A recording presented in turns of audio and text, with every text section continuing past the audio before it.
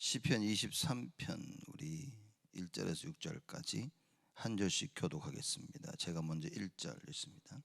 여호와는 나의 목자시니 내가 부족함이 없으리로다.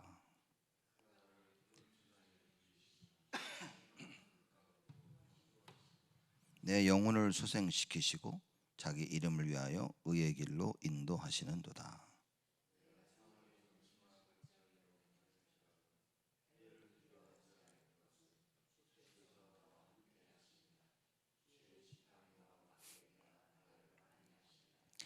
주께서 내 원수의 목전에서 내게 상을 베푸시고 기름으로 내 머리에 바르셨으니 내 잔이 넘치나이다.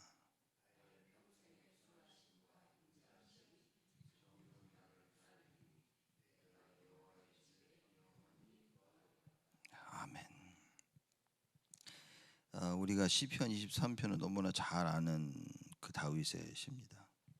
사실 이게 2주 전에 했어야 되는데 제가 착각을 해서 23장을 뛰어넘고 24장부터 먼저 했죠. 그래서 오늘 우리가 시편 23편을 이제 나눕니다. 아마 이거를 빼먹고 오늘 하는 특별한 이유가 있겠죠. 여러분 말씀 들으시면서 정말 다윗의 고백이 우리의 고백이 되어지는, 정말 나에게 부족함이 없음을 하나님께서 깨닫게 하시기 위한 많은 일들을 일으키시고 또 나를 그렇게 이끌어 나가신다는 중요한 언약 붙잡는 오늘 하루 되기를 바랍니다. 여호와는 나의 목자시니 내가 부족함이 없으리로다 그랬습니다. 지금 목자와 양에 관한 그 이야기가 시편 23편에 전부 다 나옵니다.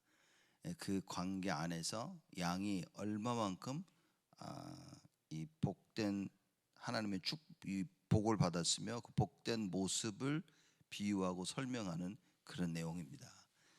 그래서 여호와는 나의 목자시니 그랬습니다. 여호와라는 그 이름은 하나님께서 택하신 백성과 그 언약의 관계에 있어서 하나님이 누구신가를 가리킬 때 주로 많이 쓰는 그 단어입니다.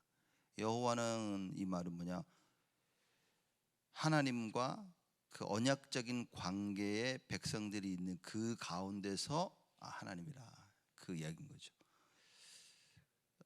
그래서 그 여호와는 나의 목자시니 그렇게 얘기합니다. 그래서 성경에 보면 출애굽 6장 7절 말씀에 봐도 너희로 내 백성을 삼고 나는 너희 하나님이 되리니, 그런 의미에서 여호와는 그런 거죠. 우리 사무엘 하 7장에 봐도 나는 그 아비가 되고 그는 내 아들이 되리니.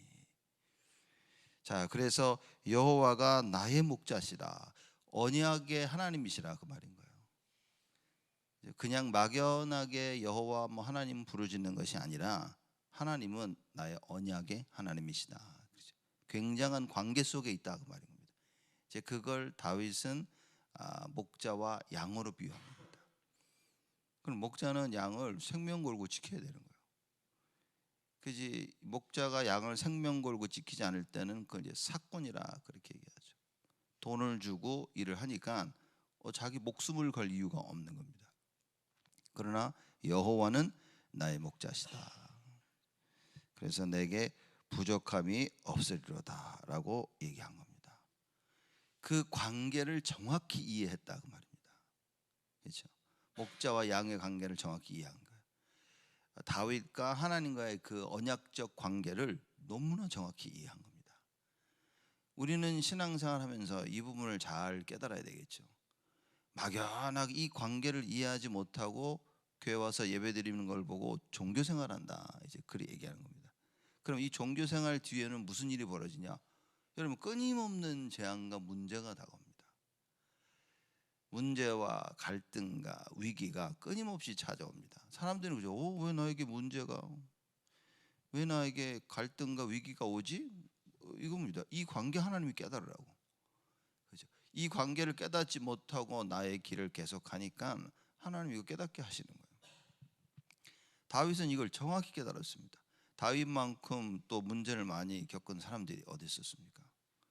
왕이 되기 전까지 10여 년이 넘게 얼마나 죽을 고비를 넘겼습니까? 그때마다 다윗이 뭐라 그래서 아이고 죽겠다 그러지 아니하였어. 심지어는 자기 아들이 자기 아들 압살롬이 자기를 죽이려고 그죠? 반란을 일으켰죠. 도망가면서도 시므이라는 녀석이 막 다윗을 저주합니다. 다윗이 뭐랍니까? 옆에 신하들이 가서 죽이겠다고 하니까 냅둬라. 하나님이 시키시는 건 어떡할 거냐. 이거는 뭐 우리 모르겠습니다. 여러분은 제 머리는 상상할 수 없는 이야기를 한 거겠죠. 나를 저주하고 나를 손가락질했다면 여러분 저가 됐으면요 눈짓으로 해줬을 거야. 이렇게 너 뭐 가만히 있냐 저 빨리 가서 저 어떻게 손을 좀 봐라. 다윗이 그럽니다. 냅둬라 냅둬라. 무슨 얘기입니까? 모든 것이 다 하나님의 손에 있는데 냅둬라. 하나님이 하실 것이다. 너무나 이걸 이해한 겁니다. 살면서 보면 우리들은 무슨 문제가 터지면 우리가 해결하려고 하죠. 우리가 해결하고 앞장서서 우리의 방법대로 해결을 하려고 합니다. 다윗은 어땠습니까? 하나님이 절대적 주권자이신데 그 하나님의 주권 속에 모든 일이 돌아가는데 하나님께 맡기는 거예요. 모든 부분에 하나님을 맡기는 그런 모습을 보인 겁니다. 그런 다윗이 여호와는 나의 목자시니 내가 부족함이 없으리로다. 왜냐? 언제나 하나님이 챙기시고 보호하시니까. 언제나. 여러분 진짜 우리가 시편 23편을 너무나 잘 알고 좋아하고 많이 읽죠. 진짜 이 고백을 알아야 돼. 진짜 이 고백이 우리의 고백이 돼야 됩니다. 여러분 정말 부족한 게 없으십니까?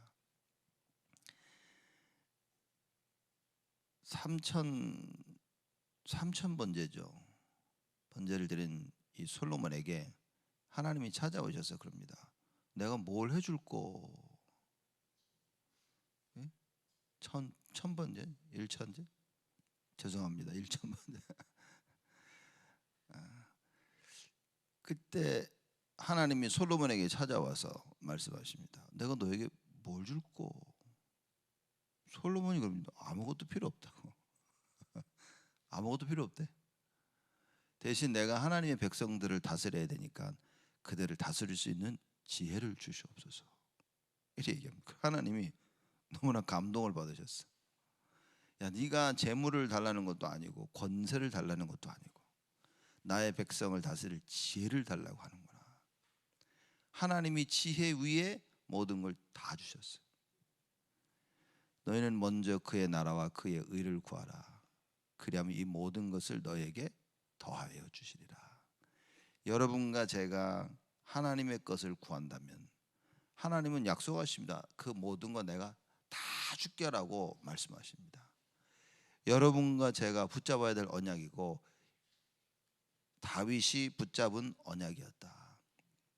그래서 여호와는 나의 목자시니 내가 부족함이 없으리로다. 부족한 게 하나도 없다는 거예요. 하나도 없다는 겁니다. 사실 이게 하나님께서 창세기 1장 27절에 우리를 하나님의 형상대로 창조하신 그 이유인 것입니다. 다윗은 그걸 찾았죠.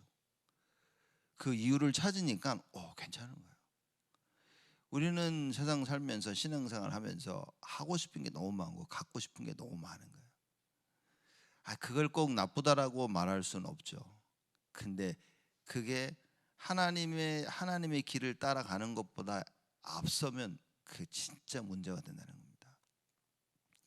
또 뭐냐? 하나님이 우리의 중심을 아신다는 거예요. 우리의 중심이 하나님을 바라보고 있다가 돌에 걸려 넘어지기도 하고 자칫 딴 눈 팔다가 딴 길로 갈 수 있는 겁니다. 그러나 언제나 우리의 중심을 가지고 돌아오면 되는 거예요. 근데 누구는 한번 길을 빠지면 돌아오지 못하는 경우도 있는 것입니다. 그래서 언약이어야 되고 그래서 복음이어야 된다는 얘기인 거예요. 내가 진짜 무엇을 붙잡고 있냐? 여러분 붙잡고 있는 대로 되어집니다. 왜냐하면 내가 붙잡고 있는 것을 우리는 생각하게 되어지는 거예요. 그래서 언제나 내가 무슨 생각을 하고 있는지 나를 돌아볼 수 있어야 돼요. 내가 무엇을 붙잡고 있는지 발견해야 됩니다. 안 그러면 우리가 샛길로 빠질 때 돌아오기가 힘들 수도 있는 거예요. 하나님은 그래서 이스라엘 백성들을 노예로, 포로로, 속국으로 보내셔서 계속 이스라엘 백성들을 찾으신 겁니다. 끝까지 이스라엘 백성들을 찾으신 거죠. 다윗은 어땠습니까? 언제나 하나님을 바라봤다. 여호와는 나의 목자시니 내가 부족함이 없으리로다. 육신적으로 부족함이 없다는 얘기가 아닌 겁니다. 육신적으로 부족해도 상관이 없다는 얘기인 거예요. 그죠? 이것도 부족하고 저것도 부족하지만 괜찮아. 주님이 나와 함께 하신다. 여호와가 나의 목자시고 나를 지키시고 보호하시고, 그러니 걱정 없다. 그렇죠? 우리는 상황을 보면서 많은 이야기를 합니다. 너무 힘들다. 그죠? 일이 안 되면 너무 일이 안 돼가지고 힘들고, 막 내 계획대로 안 돼서 힘들고, 우리는 너무나 힘든 겁니다. 내 뜻 내 계획대로 되지 않았어. 그럼 다윗은 어쨌냐? 내 뜻 내 계획대로 되고 안 되고 상관이 없는 거예요. 왜냐? 하나님만 바라봤기 때문에, 주님이 이끄시는 것만 보고 나갔기 때문에 아무 상관이 없는 겁니다. 여러분, 더 이상 우리는 상황이 어쩌고 사람이 어쩌고 그런 핑계 대면 안 된다는 거죠. 그 핑계를 댄다는 자체가 우리가 뭡니까? 이걸 놓치고 있는 거예요. 여호와 하나님이 나의 목자 되셔서 나를 절대적으로 지키신다는 이걸 자꾸 놓치고 있는 겁니다. 이걸 좀 뒤집어서 얘기하면 다윗이 이 고백을 한 겁니다. 여호와가 나의 목자시니 내가 부족함이 없으리로다. 그럼 우리가 볼 때는 다윗은 참 대단한 고백을 했다, 이렇게 볼 수 있겠죠. 하나님이 보실 때는 어떻겠습니까? 너무나 마음에 드는 거예요. 하나님 보실 때는 그래, 맞아. 왜냐? 하나님을 정확히 깨달았고 하나님을 인정하는 고백인 겁니다. 여호와가 나의 목자시니까 나는 부족함이 없지, 당연한 겁니다. 이걸 깨달으니 하나님이 너무 기뻐하시는 거예요. 그러니 축복에 축복을 계속 주실 수밖에 없는 거라. 오늘 여러분과 제가 어버이날을 맞이해서, 어버이 주일을 맞이해서 뭡니까? 이걸 깨달아야 되는 거예요. 부모로서 이걸 깨닫고 무엇을 전달해 줘야 되냐? 자녀들에게 이걸 전달해 줘야 돼. 여호와가 나의 목자시니 나는 부족함이 없다. 여호와가 너희들의 목자시기 때문에 앞으로 너희들 일평생 부족함이 없을 것이야. 여러분, 이걸 전달해 줘야 된다, 그 말입니다. 고백합니다. 그가 나를 푸른 초장에 누이시며 쉴만한 물가로 인도하시는도다. 부족함이 없는 이유를 얘기하는 거예요. 그가 나를 푸른 초장에 누이시며 쉴만한 물가로 인도하시는도다. 푸른 초장이나 이 말은 풍요한 삶을 설명하고 있는 거예요. 거의 그건 뭐 이스라엘 사막지대거든요. 근데 푸른 초장이란 말은 풍요한 삶의 터전으로 나를 하나님께서 인도하신다, 그 말이에요. 그렇죠? 거기에 누이시고 쉴만한 물가로 인도하시는도다.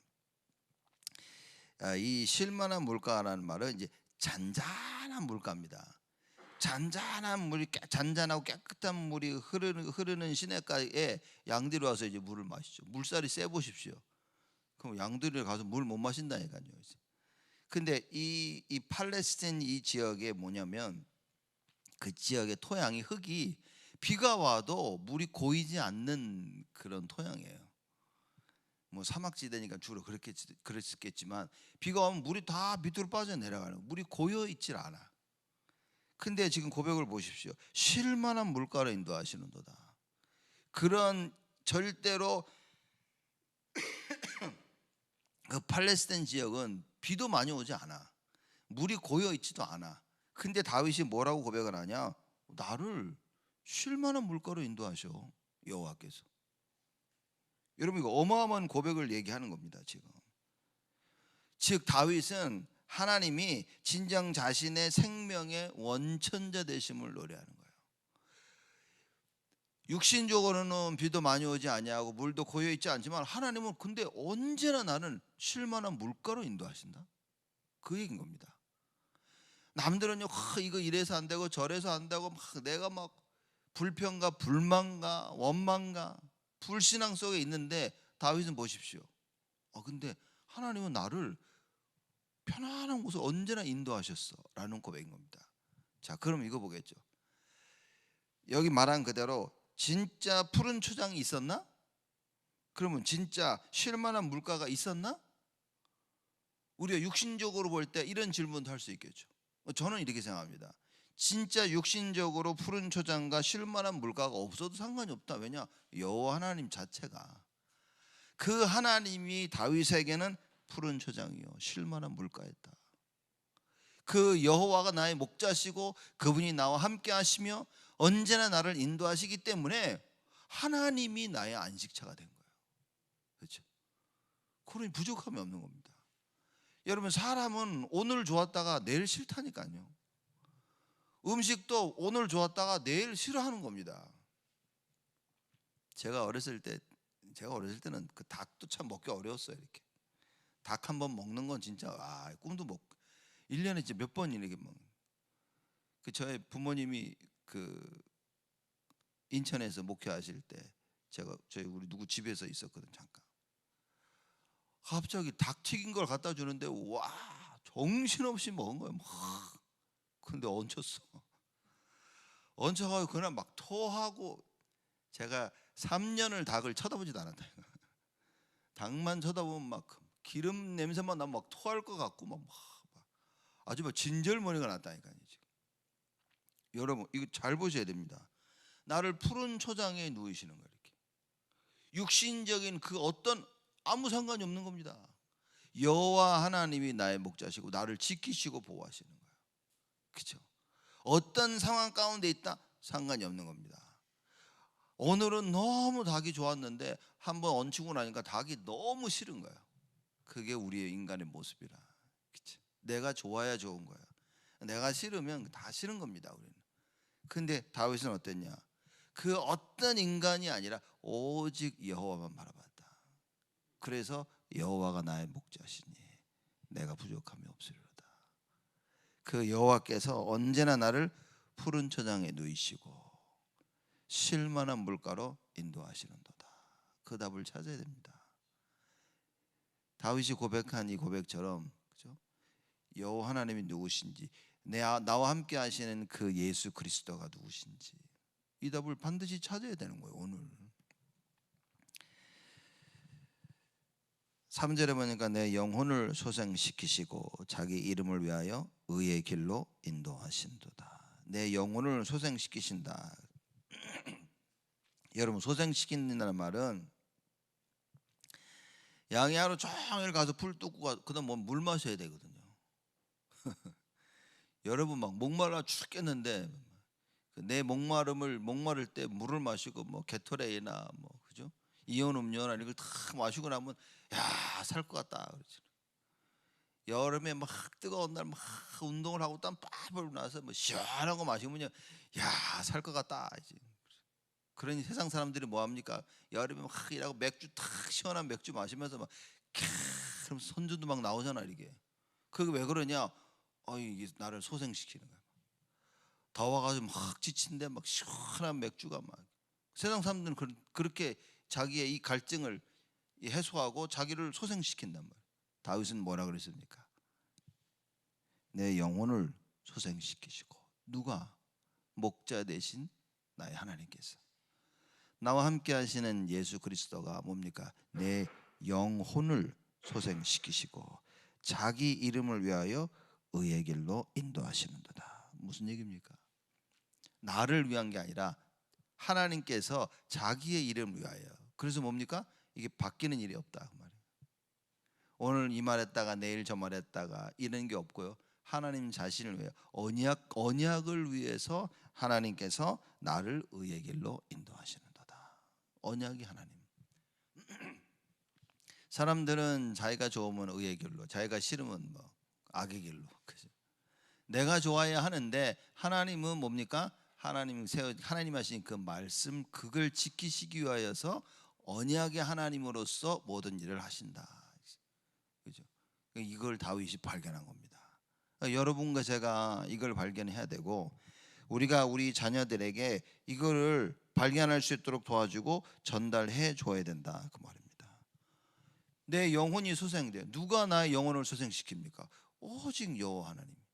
예수 그리스도가 아니면 창세기 3장에 빠져 죽었던 우리를 살리실 수 있는 사람이 없다 그 말이에요. 그 영혼을 소생시키는 것은 오직 예수인 겁니다. 그걸 우리 영혼을 소생시키죠. 그리고 자기 이름을 위하여 우리를 의의 길로 인도하시는도다. 우리가 의의 길로 갔다면 누구 때문입니까? 오직 예수인 거예요. 내가 의의 길로 간 게 아닌 겁니다. 하나님께서 예수 그리스도께서 나를 의의 길로 인도하셔야만 가는 거예요. 그렇죠. 이걸 깨닫지 못하면 사람들이 교만해지는 겁니다. 이걸 깨닫지 못하면 손가락질 하는 거예요. 왜냐? 너 의의 길로 갔어야지 의의 길로 못 갔네? 라고 손가락질 하는 겁니다. 여러분, 하나님은 우리를 잘 보세요. 절대 정죄하지 않는다 그랬습니다. 그 말은 무슨 말이냐? 창세기 3장의 문제의 그 근원을 알고 있고요. 창세기 3장이 얼마나 무서운지를 알고 계신 거예요. 그래서 그리스도가 아니면 우리는 창세기 3장을 이길 수 없다는 사실을 알고 계신 겁니다. 그래서 우리가 죄의 길로 갈 때 우리를 정죄하지 아니하시는 거예요. 그리고 뭡니까? 의의 길로 인도하시고 계속 말씀을 주셔서 우리를 이끄시는 겁니다. 근데 여기서 말씀이 안 들린다는 생각을 해보십시오. 우리가 예배를 제대로 드리지 못한다고 생각해 보십시오. 제가 볼 때 이건 문제가 되는 것입니다. 그렇죠? 왜냐, 하나님께서 나를 의의 길로 인도하시도록 말씀을 주시고 이끄시는데 내가 받는 말씀이 없어. 또 정확한 말씀을 받지 않아.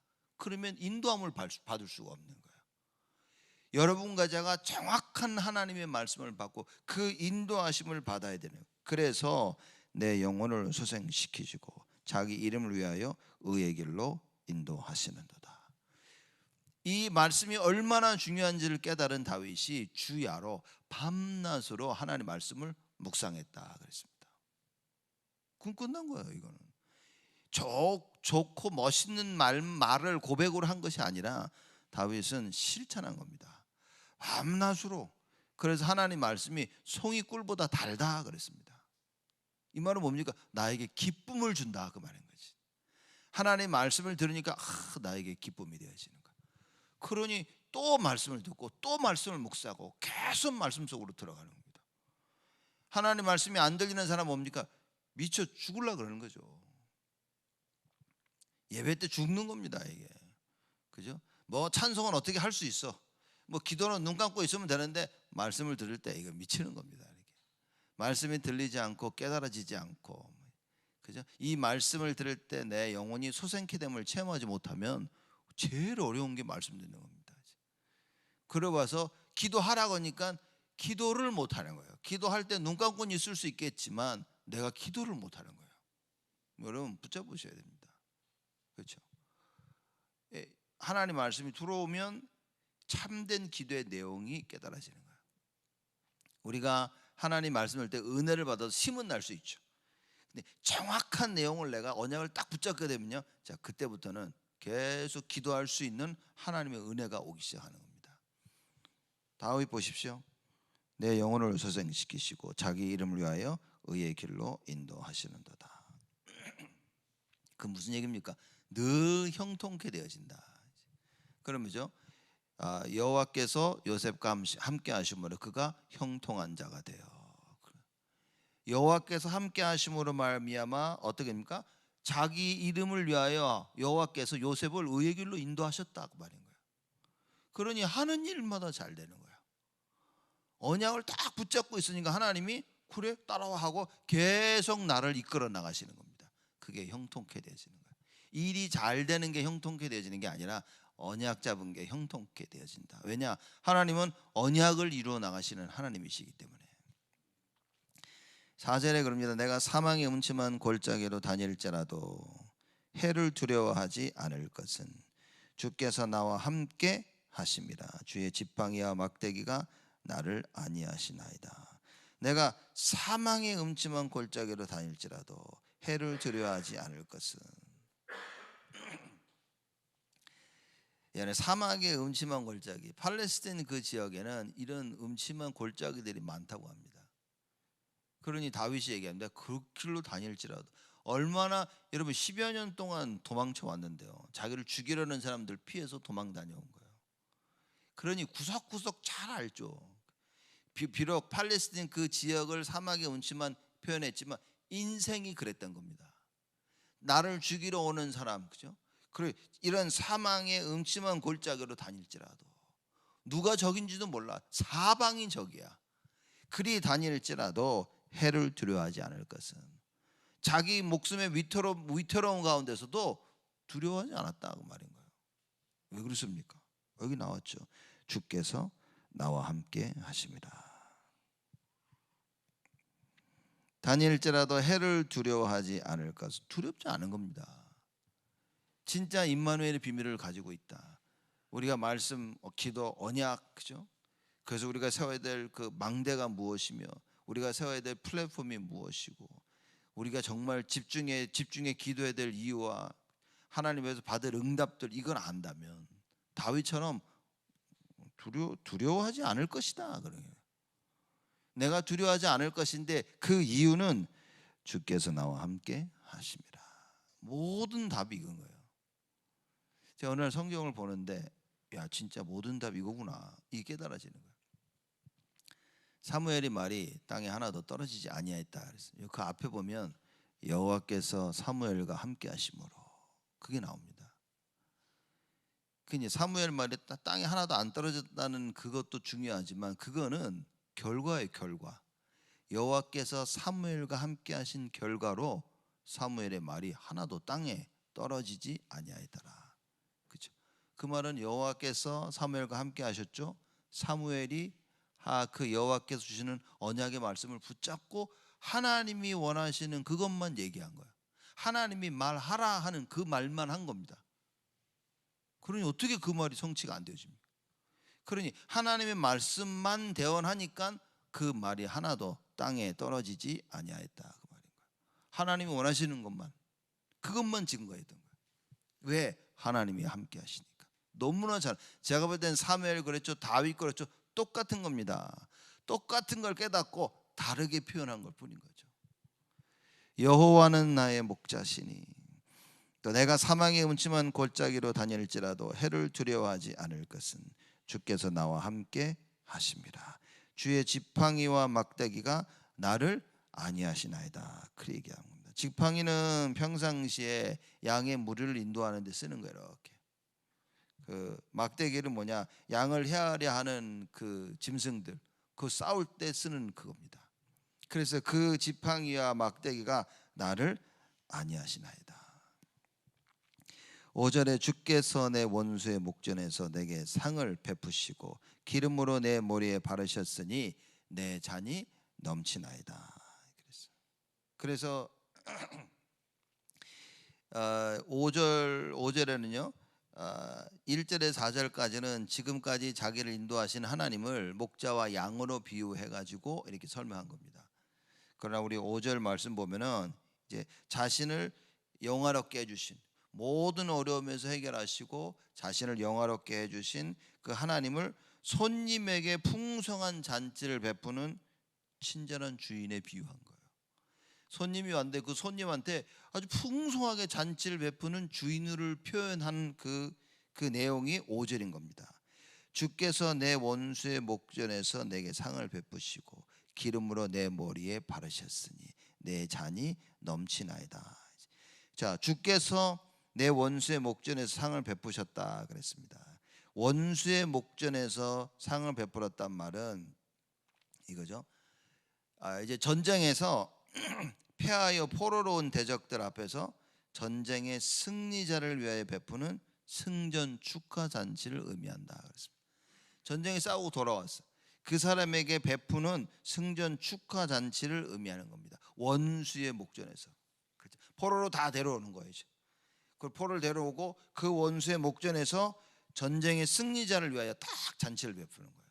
그걸 표현하는 겁니다. 다윗은 얼마나 많은 전쟁들을 치렀습니까?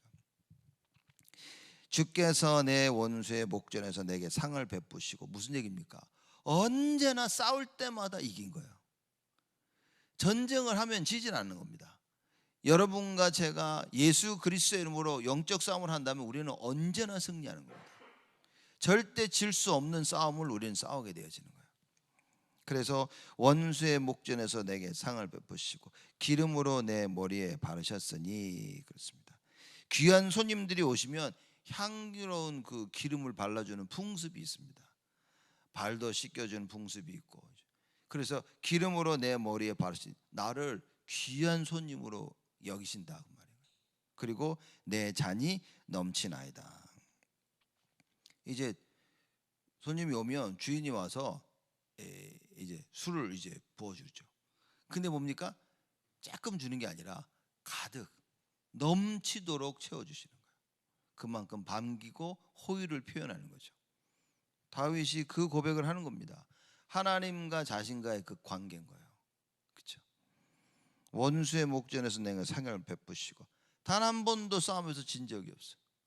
여러분과 제가 하나님의 자녀로서 예수 이름을 부르며 뭡니까? 영적 싸움에서 절대 실패하지 않을 것을 얘기해 주고 있는 거예요. 그러면 자녀라는 신분을 가지고 예수 이름만 부른다면 우리는 승리하는 거예요. 언제나 승리하게 되시는 거예요. 기름으로 내 머리에 바르셨으니 내 잔이 넘치나이다. 언제나 나를 귀하게 여기시고 언제나 나에게 풍성하게 호의를 베푸신다. 6절입니다.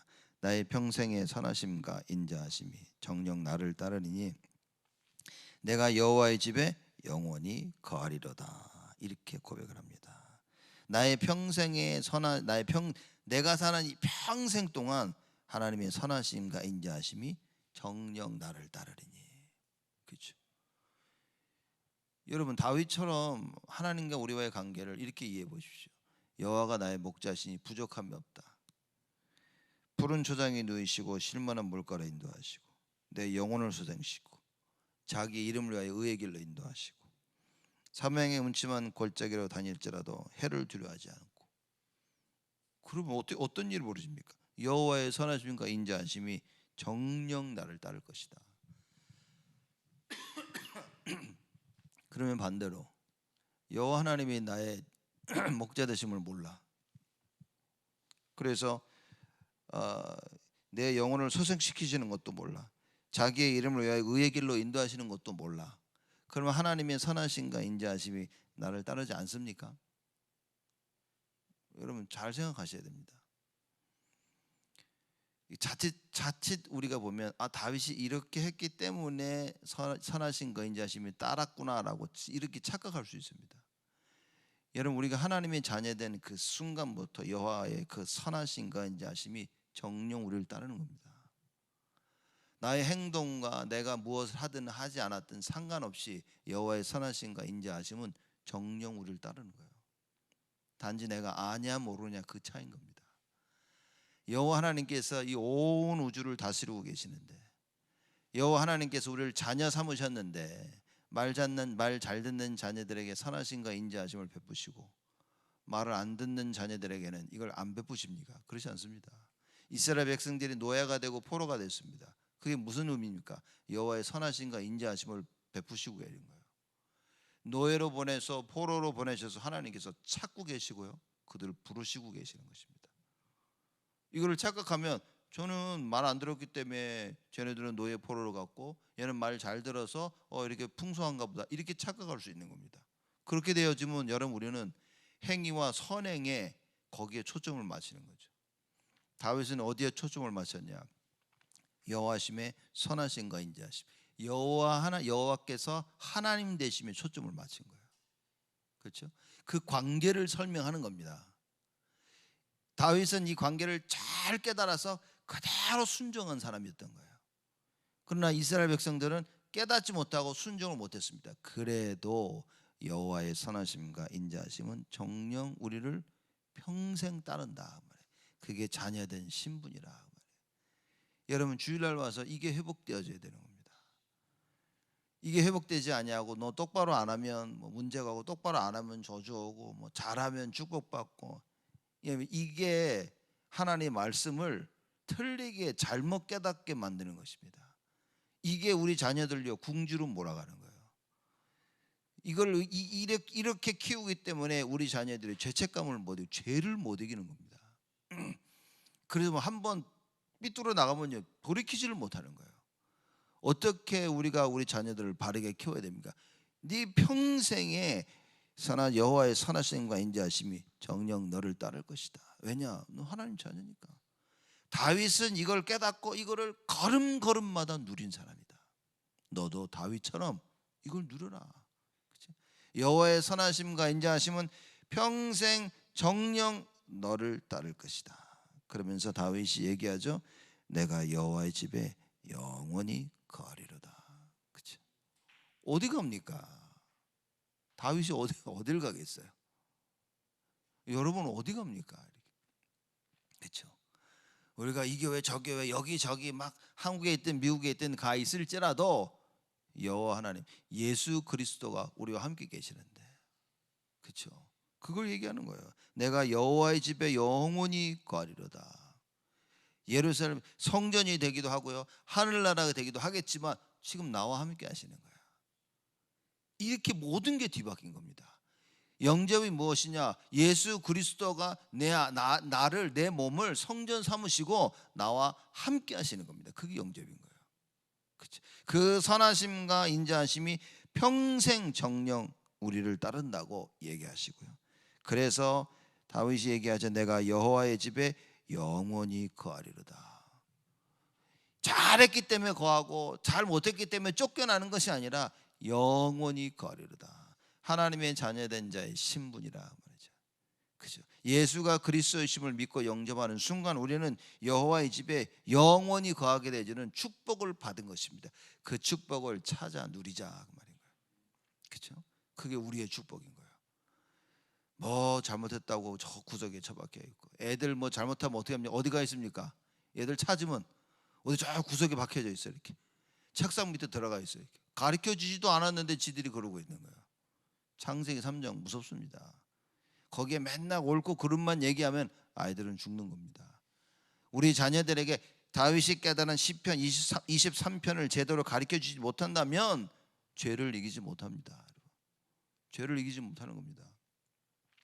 여호와께서 평생 그 선하심과 인자하심을 너에게 베풀 것이고 너는 영원토록 여호와의 집에 거할 것이다. 언약을 딱 붙잡고 이거 언약을 우리 자녀들에게 전달해 줘야 됩니다. 이 하나님의 큰 축복이 오늘 하루 종일 예배드리면서 여러분과 저와 우리 모든 교회에 풍성이 넘쳐나기를 주님의 이름으로 축복을 드립니다. 하나님께 감사를 드립니다. 여호와께서 나의 목자 되시니 그 사실에 만족하고 부족함이 없다고 고백한 다윗처럼 하나님 예수가 그리스도이심을 깨닫고 영접하여 그 예수를 우리 마음속에 모신 우리와 영원토록 함께 하시는 그분을 이해하고 그분이 우리를 책임지신다는 사실을 깨달으며 그 주권 속에 우리의 인생을 맡기는 하나님의 귀한 자녀들로 저희를 축복하여 주옵소서. 오늘 하루 종일 이 언약을 누리게 하시고 일평생 이 언약의 증인으로 서도록, 특히 우리 자녀들 앞에 이 언약의 증인으로 서도록 주여 축복하여 주옵소서. 지금은 만왕의 왕으로 오신 우리 주 예수 그리스도의 은혜와 하나님의 크신 사랑하심과 성령님의 내주 인도 역사 충만하심이 여호와가 목자 되심을 깨닫고 일평생 감사하며 평안하며 그 사실의 증인으로 설 우리 온 성도들 머리 위에 지금으로부터 영원토록 항상 함께 계실지어다.